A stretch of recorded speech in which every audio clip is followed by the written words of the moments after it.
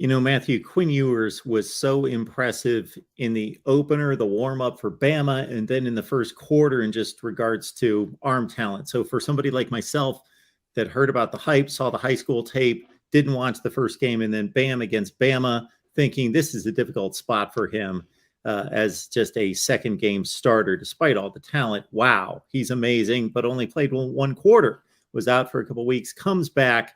I think that because of his recruiting ranking and because of what he showed in that first game and a quarter, a lot of us just expect, bam, smooth sailing, the trajectory's through the roof, and he's just going to take off.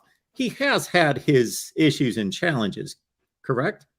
Oh, 100%. I mean, versus Oklahoma State, I believe he was 18 of 41.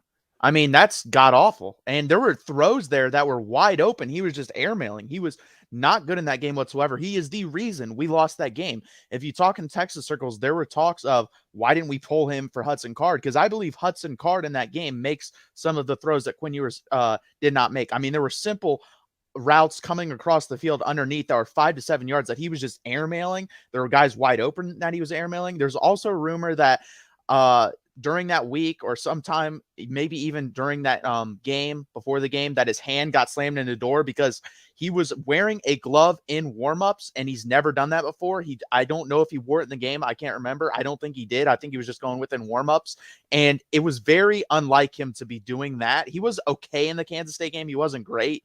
I believe he was 19 of 31 in that game. So he's definitely had some accuracy issues. Obviously, if you go watch the tape, it's all over YouTube. Some of the throws he's making versus Alabama, the arm talent is there. There's no doubt about that. The guy is supremely talented. Guys like this, let's be honest, never really miss on recruiting sites for the most part. If you look at the top 10 high school recruits ever, like 8 of them have hit.